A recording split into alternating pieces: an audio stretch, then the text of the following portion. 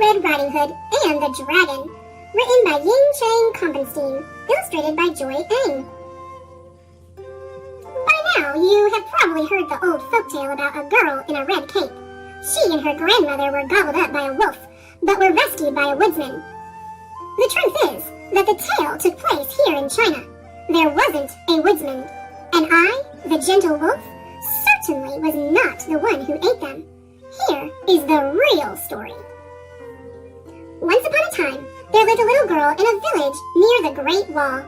When her grandma, Nai Nai, sewed her a red silk hood for her kung fu performances, she loved it so much that she wore it everywhere. People began to call her Little Red Riding Hood, or Little Red. One day, Little Red and her mother heard that Nai Nai was sick. They gathered herbs and cooked a pungent soup. Then they baked a big, sweet rice cake. Her mother put the soup and cake into a basket and said, "Take this to Nai Nai, stay on the path, and don't talk to strangers." "Don't worry, Mommy." Little Red drew her sword and leaped into a flying back kick. "I'm a good kung fu fighter. I can protect myself." She picked up the basket and ran out of the house. Little Red stayed on the path and soon saw her grandmother's house in the distance. Suddenly, a dragon blocked her way. "Where are you going, little girl?" Dragon asked in a sweet voice. "To my grandmother's," she answered. "Where does she live?" "There." She pointed at a red house in the shadow of the Great Wall. Dragon moved closer. "What's in your basket?"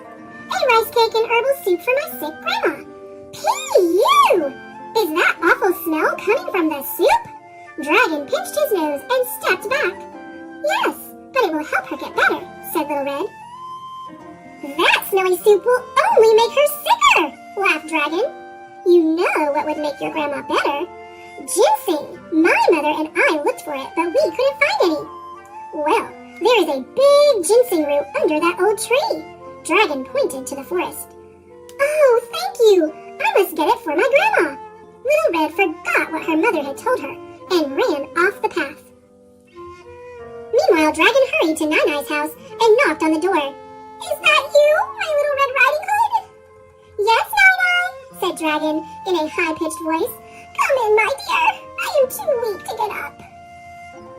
Dragon burst into the house. Without a word, he leaped over to Nai Nai and swallowed her whole. Then he put on one of her nightgowns and caps and slid under the bed covers. When Little Red reached Nai Nai's house, she was surprised to find the door half open. "Nai Nai!" she called out. "Who is it?" asked a hoarse voice. "It's me, Little Red. I brought you something special." "Oh, my dear, come in. In the dark room, Little Red saw Nai Nai's nightcap peeking out of the blankets on the bed. "Nai Nai, what happened to your voice?" "Oh, my dear, I'm sick with a sore throat." "I dug a ginseng root for you. It will help you get better." "Oh, my dear!" A large hand reached for the ginseng. "Nai Nai, what large hands you have!" "Oh, my dear, all the better to hold you with." "And, Nai Nai, what big eyes you have! Oh, my dear, all the better to see you with." "And, Nai Nai, what big teeth you have! Oh, my dear, all the better to eat you with." Dragon gobbled up Little Red and her basket and topped it off with the ginseng. Little Red slid down Dragon's throat and landed on something soft. "Nai Nai!" shouted Little Red. "Oh no, he ate you too!" cried Nai Nai. "Don't cry, Nai Nai." Little Red hugged her grandma.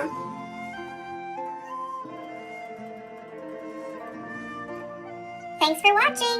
Click subscribe